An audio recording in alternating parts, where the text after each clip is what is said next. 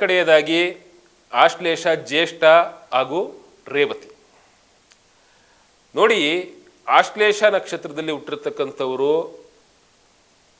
ಹಾಗೆ ಜ್ಯೇಷ್ಠ ನಕ್ಷತ್ರ, ರೇವತಿ ನಕ್ಷತ್ರದಲ್ಲಿ ಹುಟ್ಟಿರ್ತಕ್ಕಂತಹ ವ್ಯಕ್ತಿಗಳು, ಈ ಮೂರೂ ಜನ ಬುಧನ ಒಂದು ಈ ಪ್ರಾತಿನಿಧ್ಯಕ್ಕೆ ಒಳಪಡ್ತಕ್ಕಂಥ ಜನ. ಸೊ ಬುಧನ ಒಂದು ಗ್ರಹಾಧಿಪತ್ಯಕ್ಕೆ ಒಳಪಡ್ತಕ್ಕಂಥ ನಕ್ಷತ್ರಗಳು ಈ ಆಶ್ಲೇಷ, ಜ್ಯೇಷ್ಠ, ರೇವತಿ. ಈ ಆಶ್ಲೇಷ ನಕ್ಷತ್ರ ಪರ್ಟಿಕ್ಯುಲರ್ ಆಗಿ ಬಹಳ ವಿಶೇಷವಾದ ನಕ್ಷತ್ರ. ನೋಡಿ, ಲೈಫ್ನ ಸರಿಯಾಗಿ ಹೀಗೇ ಲೀಡ್ ಮಾಡಬೇಕು ಅಂತೇಳಿ ಒಂದು ರೆಸಲ್ಯೂಷನ್ ಹಾಕ್ಕೊಂಡು, ಸಂಕಲ್ಪ ಹಾಕ್ಕೊಂಡು ಯಾರು ಲೈಫ್ ಲೀಡ್ ಮಾಡ್ತಾ ಇರ್ತಾರೆ ಅಂಥವ್ರಿಗೆ ಬಹಳ ವಿಶೇಷವಾಗಿ ಒಂದು ರೆಡ್ ಕಾರ್ಪೆಟನ್ನು ಹಾಕ್ಸ್ತಕ್ಕಂಥದ್ದು ಅವ್ರ ಜೀವನದಲ್ಲಿ ಈ ಆಶ್ಲೇಷ ನಕ್ಷತ್ರ. ಹಾಗಾಗಿ ರೆಡ್ ಕಾರ್ಪೆಟ್ ಎಲ್ಲರಿಗೂ ಸಿಂಪಲ್ ಆಗಿ ಸಿಗಲ್ಲ. ಆ ರೆಡ್ ಕಾರ್ಪೆಟ್ ಮೇಲೆ ನಡ್ಕೊಂಡು ಹೋಗ್ಬೇಕು ಅಂತಂದರೆ ಅದರದ್ದೇ ಆದಂಥ ವಿಶೇಷವಾದ ಮಾನ್ಯತೆ ಇರ್ತಕ್ಕಂಥದ್ದು. ಹಾಗಾಗಿ ನಿಮ್ಮ ಜೀವನದಲ್ಲೂ ಆಶ್ಲೇಷ ನಕ್ಷತ್ರದಲ್ಲಿ ಹುಟ್ಟಿರೋರಿಗೆ ಆ ಭಗವಂತ ರೆಡ್ ಕಾರ್ಪೆಟ್ ಮೇಲೆ ನಡ್ಸ್ಕೊಂಡು ಹೋಗ್ತಾನೆ ಅಂತಂದರೆ ನಿಮಗವನು ಕೊಡ್ತಕ್ಕಂಥ ಒಂದು ವಿಶೇಷವಾದ ಮಾನ್ಯತೆ. ಹಾಗಾಗಿ ಬಹುಮಾನ ಕೊಟ್ಟರೆ ಸಾಲದು, ಮಾನ್ಯತೆ ಕೊಡಬೇಕು. ಬಹುಮಾನಗಳು ಯಾರು ಬೇಕಾದ್ರೂ ತಗೋಬೋದು, ಈಸಿಯಾಗಿ ಸಿಗುತ್ತೆ, ಆದರೆ ಮಾನ್ಯತೆ ಸಿಗೋದು ಕಷ್ಟ. ಸೊ ಹಾಗಾಗಿ ಮಾನ್ಯತೆಗಾಗಿ ಬದುಕಬೇಕು, ಮಾನ ಮರ್ಯಾದೆಗೆ ಹಂಚ್ಕೊಂಡು ಬದುಕಬೇಕು ಅಂತ ಹೇಳ್ತಾರೆ. ಹಾಗಾಗಿ ಮಾನ ಮರ್ಯಾದೆಗೆ ಅನುಗುಣವಾಗಿ ಬದುಕ್ತಕ್ಕಂಥ ಜನಗಳಾಗಿದ್ದರೆ ಆಶ್ಲೇಷ ನಕ್ಷತ್ರದವರು ಅವ್ರು ಖಂಡಿತವಾಗ್ಲೂ ಭಗವಂತ ಅವ್ರನ್ನ ರೆಡ್ ಕಾರ್ಪೆಟ್ ಮೇಲೆ ನಡ್ಸ್ಕೊಂಡು ಹೋಗ್ತಾನೆ. ಅಷ್ಟರ ಮಟ್ಟಿಗೆ ಅವ್ರಿಗೆ ಅನುಕೂಲಗಳಾಗುತ್ತೆ, ಅವ್ರ ಜೀವನದಲ್ಲಿ ಸಾಧನೆಗಳನ್ನು ಮಾಡ್ತಾರೆ. ಇಲ್ಲ ಅಂತಂದರೆ ಅವರಷ್ಟು ಕೆಳಗೆ ಬೀಳೋಷ್ಟು ಜನ, ಕೆಳಗೆ ಬೀಳ್ತಕ್ಕಂಥ ಜನ ಮತ್ತೊಬ್ರು ಇಲ್ಲ ಅಂತ ಈ ಸಂದರ್ಭದಲ್ಲಿ ಹೇಳ್ಬೋದು. ಹಾಗಾಗಿ ಆಶ್ಲೇಷ ನಕ್ಷತ್ರ, ಜ್ಯೇಷ್ಠ ನಕ್ಷತ್ರ, ರೇವತಿ ನಕ್ಷತ್ರದಲ್ಲಿ ಹುಟ್ಟಿರ್ತಕ್ಕಂಥವ್ರಿಗೆ ವಿಶ್ವಾವಸು ನಾಮ ಸಂವತ್ಸರದ ಫಲಗಳು ಸ್ವಲ್ಪ ಮಟ್ಟಿಗೆ ಒಂದು 60% ಓಕೆ, ಏನು ತೊಂದರೆ ಇಲ್ಲ. ಆದರೆ ಈ ಆಶ್ಲೇಷ ನಕ್ಷತ್ರದವ್ರಿಗೆ ಅದೃಷ್ಟದಾಯಕವಾಗಿ ಶನಿ ಕಾಪಾಡ್ತಾನೆ, ತೊಂದರೆ ಇಲ್ಲ.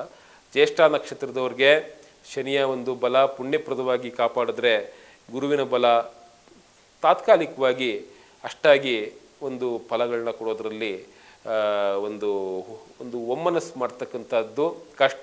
ಹಾಗಾಗಿ ಗುರುವು ಅಷ್ಟಮದಲ್ಲಿ ಸಂಚಾರ ಆಗ್ತಕ್ಕಂಥ ಕಾಲ ಮೇ 14ನೇ ತಾರೀಕಿಂದ ವೃಶ್ಚಿಕ ರಾಶಿಯವ್ರಿಗೆ. ಹಾಗಾಗಿ ಗುರುವಿನ ಬಲ ಅಷ್ಟಕ್ಕಷ್ಟೇ. ನೀವೇನು ಮಾಡ್ಕೋಬೇಕಪ್ಪ ಅಂತ ಸಂದರ್ಭದಲ್ಲಿ ಅಂತಂದರೆ, ಸ್ವತಃ ದೈವಾನುಗ್ರಹಕ್ಕೆ ಒಳಗಾಗಬೇಕು ಅಂತಂದರೆ ದೇವತಾರಾಧನೆ, ದೇವತೋಪಾಸನೆಗಳನ್ನ ಮಾಡ್ಕೊಳ್ಳೋದು, ಇಷ್ಟ ದೇವತೋಪಾಸನೆ ಮಾಡ್ಕೊಳ್ಳೋದನ್ನ ಮರಿಬೇಡಿ. ಜ್ಯೇಷ್ಠ ನಕ್ಷತ್ರದವರಿಗೆ ಭಾಳ ವಿಶೇಷವಾದಂತಹ ದೇವತೆ ಮಹಾವಿಷ್ಣು. ಹಾಗಾಗಿ ಮಹಾವಿಷ್ಣುವಿನ ಆರಾಧನೆ, ಅದರಲ್ಲೂ ವಿಷ್ಣು ಸಹಸ್ರನಾಮದ ಒಂದು ಪಠನೆ ಮಾಡ್ತಕ್ಕಂಥದ್ದು ಬಹು ವಿಶೇಷ. ಹಾಗಾಗಿ ಬುಧವಾರ, ಶುಕ್ರವಾರ ಭಾಳ ಚೆನ್ನಾಗಿ ಆಗ್ಬರ್ತಕ್ಕಂತಹ ಒಂದು ವಾರಗಳು ಆಶ್ಲೇಷ, ಜ್ಯೇಷ್ಠ, ರೇವತಿ ನಕ್ಷತ್ರದವ್ರಿಗೆ. ಅದರಲ್ಲೂ ಶುಕ್ರವಾರ ಪರ್ಟಿಕ್ಯುಲರ್ ಆಗಿ ವಿಷ್ಣು ಸಹಸ್ರನಾಮ ಪಾರಾಯಣ ಮಾಡ್ತಕ್ಕಂಥದ್ದನ್ನು ಮರಿಬೇಡಿ, ಖಂಡಿತವಾಗ್ಲೂ ಒಳ್ಳೆಯದಾಗುತ್ತೆ. ನೋಡಿ, ನಿಮಗೆ ಭಾಳ ವಿಶೇಷವಾದಂತಹ ಕ್ಷೇತ್ರ ಅಂತಂದರೆ ಅದು ಸುಬ್ರಹ್ಮಣ್ಯೇಶ್ವರ ಸ್ವಾಮಿ ದೇವರ ಕ್ಷೇತ್ರಗಳು.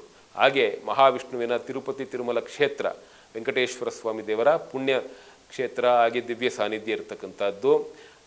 ಈ ಒಂದು ಕ್ಷೇತ್ರಗಳಿಗೆ ಭೇಟಿ ಕೊಡ್ತಕ್ಕಂಥದ್ದನ್ನ ಮರಿಬೇಡಿ.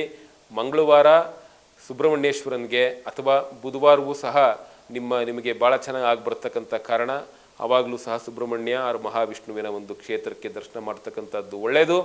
ಒಟ್ಟಾರೆ ಈ ಒಂದು ಗುರುವಿನ ಬಲ ಸಾಮಾನ್ಯವಾಗಿ ಈ ಮೂರೂ ನಕ್ಷತ್ರದವರೆಗೂ ಸಹ ಈ ವರ್ಷ ಇಲ್ಲ. ಹಾಗಾಗಿ ಸ್ವಲ್ಪ ಯೋಚನೆ ಮಾಡಿಕೊಂಡು ಭಾಳ ಒಂದು ಜಾಗೃತವಾಗಿ ಹೆಜ್ಜೆ ಇಡ್ತಕ್ಕಂಥದ್ದು ಅನಿವಾರ್ಯ. ನೋಡಿ, ಶನಿಯ ಒಂದು ಬಲಗಳು ಸಹ ಈ ಮೂರು ನಕ್ಷತ್ರದವ್ರಿಗೆ ಇಲ್ಲ. ಆದರೆ ಆಶ್ಲೇಷ ನಕ್ಷತ್ರದವ್ರಿಗೆ ಅದೃಷ್ಟದಾಯಕವಾಗಿ ಶನಿ ಹೆಲ್ಪ್ ಮಾಡ್ತಾನೆ. ಯಾವಾಗಪ್ಪ ಅಂತಂದರೆ ಈ ಶನಿ ವಕ್ರೀಗತ ಚಲನೆಯಲ್ಲಿ ಹೋಗ್ತಕ್ಕಂತಹ ಒಂದು ಸಂದರ್ಭದಲ್ಲಿ, ಅದು 13ನೇ ತಾರೀಕು ಜುಲೈಯಿಂದ ಶುರುವಾಗ್ತಕ್ಕಂಥದ್ದು. ಹೆಚ್ಚು ಕಡಿಮೆ ಈ 28 ನವೆಂಬರ್ವರೆಗೂ ಸಹ ಈ ಒಂದು ವಕ್ರೀಗತ ಚಲನೆ ಇರ್ತಕ್ಕಂಥದ್ದು.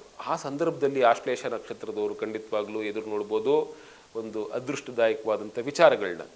ಆದರೆ ಜ್ಯೇಷ್ಠ ನಕ್ಷತ್ರದವರು ನಿಮ್ಮ ಪುಣ್ಯಕ್ಕೆ ಅನುಗುಣವಾದ ಫಲಗಳನ್ನ ಶನಿ ಕೊಡ್ತಾನೆ ವಿನಃ ಬೇರೆ ರೀತಿಯಲ್ಲಿ ಸಹಜವಾಗಿ ಅವನು ನಿಮ್ಮನ್ನು ಪರೀಕ್ಷೆ ಮಾಡ್ತಾ ಇರ್ತಾನೆ. ಯಾವುದೇ ಒಂದು ಪರೀಕ್ಷೆಗಳಿರಲಿ, ನಾವಾಗಿದ್ದರೆ ಯಾವ ಪರೀಕ್ಷೆ ಬೇಕಾದರೂ ಜಯಿಸ್ಬೋದು. ನಾವಾಗಿಲ್ದೇನೆ ಏನೇನೋ ಒಂದು ಬಣ್ಣ ಕಟ್ಕೊಂಡು ಬದುಕಿದ್ರೆ ಮೇಲ್ಗಡೆ ಒಂದು ಒಳಗಡೆ ಒಂದು ಅಂತ ಇದ್ದಾಗ ಅಂತರಂಗ ಶುದ್ಧಿಯೂ ಇಲ್ಲದೆ ಬಹಿರಂಗ ಶುದ್ಧಿಯೂ ಇಲ್ಲದೆ ನಡ್ಕೊಂಡಾಗ ಭಗವಂತ ಎಲ್ಲೂ ಹೆಲ್ಪ್ ಮಾಡೋದಿಲ್ಲ, ತಟಸ್ಥವಾಗಿ ಕೂರಿಸ್ಬಿಡ್ತಾನೆ. ಹಾಗಾಗಿ ಅಂತರಂಗ ಶುದ್ಧಿ ಬಹಿರಂಗ ಶುದ್ಧಿ ಭಾಳ ಇಂಪಾರ್ಟೆಂಟು. ಹಾಗಾಗಿ ಅದಕ್ಕೆ ತಾವುಗಳು ಈಶ್ವರನ ಆರಾಧನೆ ಮಾಡ್ತಕ್ಕಂಥದ್ದು, ಶಿವನ ಪಂಚಾಕ್ಷರ ಮಂತ್ರವನ್ನು ಜಪ ಮಾಡ್ತಕ್ಕಂಥದ್ದು ನೋಡಿ. 48 ಸಲ ಯಾರು ಶಿವನ ಪಂಚಾಕ್ಷರ ಮಂತ್ರವನ್ನು ಅಥವಾ ಪಂಚಾಕ್ಷರಿ ಮಂತ್ರವನ್ನು ಜಪ ಮಾಡ್ತಾರೆ, ಓಂ ನಮಃ ಶಿವಾಯ ಅಂಥೇಳಿ, ಅವ್ರಿಗೆ ಇಷ್ಟಾರ್ಥ ಸಿದ್ಧಿ ಆಗುತ್ತೆ ಅಂತ ಹೇಳಿ ಶಾಸ್ತ್ರಗಳು ಹೇಳುತ್ತೆ. ಹಾಗಾಗಿ ಪಂಚಾಕ್ಷರಿ ಮಂತ್ರವನ್ನು ಪಠನೆ ಮಾಡಿ ಜ್ಯೇಷ್ಠ ನಕ್ಷತ್ರದವರು, ಹಾಗೆ ಆಶ್ಲೇಷದವರು, ಹಾಗೆ ರೇವತಿ ನಕ್ಷತ್ರದವರು ಖಂಡಿತವಾಗ್ಲೂ ಒಳ್ಳೆಯದಾಗುತ್ತೆ.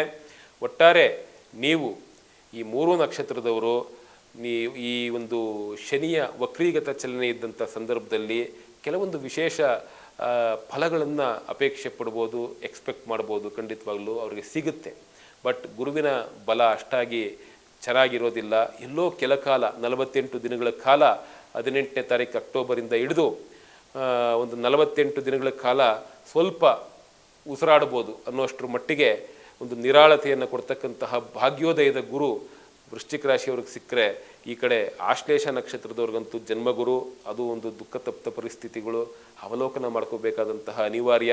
ಈ ಕಡೆ ರೇವತಿ ನಕ್ಷತ್ರದವ್ರಿಗೆ ಪಂಚಮ ಗುರುವಿನ ಬಲದಿಂದ ಒಂದು ಉತ್ತಮವಾದಂತಹ ನಿರಾಳಯುಕ್ತ ಸಮಯ ಅಂತ ಹೇಳಿದ್ರೆ, ಈ ಒಂದು ಒಟ್ಟಾರೆ ಈ ವಿಶ್ವಾವಸುನಾಮ ಸಂವತ್ಸರದಲ್ಲಿ ಆಶ್ಲೇಷದವ್ರನ್ನ ಹೊರತುಪಡಿಸಿ ಇವರಿಬ್ಬರಿಗೂ ಭಾಳ ವಿಶೇಷವಾಗಿ ಜ್ಯೇಷ್ಠ ಹಾಗೂ ರೇವತಿ ನಕ್ಷತ್ರದವ್ರಿಗೆ ಗುರುವಿನ ಬಲ ಒಂದು 48 ದಿನಗಳ ಮಟ್ಟಿಗೆ ಅಷ್ಟೇ ಸಿಗುತ್ತೆ ಹೊರತು ಅದು ಬಿಟ್ಟು ಬೇರೆ ಸಂದರ್ಭದಲ್ಲಿ ಗುರುಬಲ ಇರಲ್ಲ. ಆ ಗುರುಬಲ ಸಿಕ್ಕಂಥ 48 ಗಳಿಗೆನೇ ಸಾಕು, 48 ದಿವಸ ಇರಲಿ, ಏನೇನೋ ಆವಿಷ್ಕಾರಗಳು, ಏನೇನೋ ಪವಾಡಗಳು ನಡೆದೋಗ್ಬಿಡುತ್ತೆ. ಗುರುವಿನ ಚಮತ್ಕಾರ ಅಂಥದ್ದು. ಹಾಗಾಗಿ ಅಂಥ ಸಂದರ್ಭದಲ್ಲಿ ತಾವು ಗುರುವಿನ ದರ್ಶನ ಮಾಡ್ತಕ್ಕಂಥದ್ದನ್ನು ಮರಿಬೇಡಿ. ಗಾಣಗಾಪುರ ದತ್ತಾತ್ರೇಯ ಸ್ವಾಮಿ ದೇವರ ದಿವ್ಯ ಸಾನ್ನಿಧ್ಯಕ್ಕೆ ಹೋಗ್ಬಿಟ್ಟು ತಾವು ದತ್ತಾತ್ರೇಯರ ದರ್ಶನ ಮಾಡ್ಕೊಂಬನ್ನಿ, ಮಂತ್ರಾಲಯ ರಾಘವೇಂದ್ರ ಸ್ವಾಮಿ ದೇವರ ದರ್ಶನ ಮಾಡ್ಕೊಂಬನ್ನಿ, ಖಂಡಿತವಾಗ್ಲೂ ಒಳ್ಳೆಯದಾಗ್ತದೆ. ಹಾಗಾಗಿ 18ನೇ ತಾರೀಕು ಅಕ್ಟೋಬರ್ನಿಂದ ಹಿಡಿದು ಒಂದು ಹೆಚ್ಚು ಕಡಿಮೆ 5ನೇ ತಾರೀಕು ಡಿಸೆಂಬರ್ವರೆಗೂ ತಾವು ಈ ವಿಶೇಷವಾದ ಗುರುವಿನ ಒಂದು ಸದನುಗ್ರಹಕ್ಕೆ ಭಾಜನರಾಗ್ತೀರಿ, ಪಾತ್ರರಾಗ್ತೀರಿ. ಖಂಡಿತವಾಗ್ಲೂ ಜ್ಯೇಷ್ಠ ಹಾಗೂ ರೇವತಿ ನಕ್ಷತ್ರದವ್ರಿಗೆ ಶುಭವಾಗುತ್ತೆ. ಆಶ್ಲೇಷ ನಕ್ಷತ್ರದವರು ಅವಲೋಕನ ಮಾಡ್ಕೊಳ್ಳಿ, ಬರೋ ವರ್ಷ ನಿಮಗೂ ಸಹ ಶುಭವಾಗುತ್ತೆ. ಒಳ್ಳೆಯದಾಗಲಿ. ಗುರುಗಳೇ, ನೀವು ಇಷ್ಟೊತ್ತು ಒಂದೊಂದು ನಕ್ಷತ್ರದ ಬಗ್ಗೆ ವಿಸ್ತಾರವಾಗಿ ಹೇಳಿದ್ದಕ್ಕೆ ಮತ್ತು ವರ್ಷದ ಫಲದ ಬಗ್ಗೆ ಅಚ್ಚುಕಟ್ಟಾಗಿ ತುಂಬ ಚೆನ್ನಾಗಿ ಹೇಳಿದ್ದಕ್ಕೆ ಧನ್ಯವಾದಗಳು. ಮತ್ತೆ ಮುಂದಿನ ಸಂಚಿಕೆಯಲ್ಲಿ ಮುಂದಿನ ಎಪಿಸೋಡ್ಸಲ್ಲೂ ನೀವು ಇದೇ ಥರ ಜ್ಯೋತಿಷ್ಯ ಶಾಸ್ತ್ರದ ಬಗ್ಗೆ ವಿಸ್ತಾರವಾಗಿ ನಮಗೆ ತಿಳಿಸ್ಕೊಡಿ. ಮತ್ತೆ ಭೇಟಿಯಾಗೋಣ.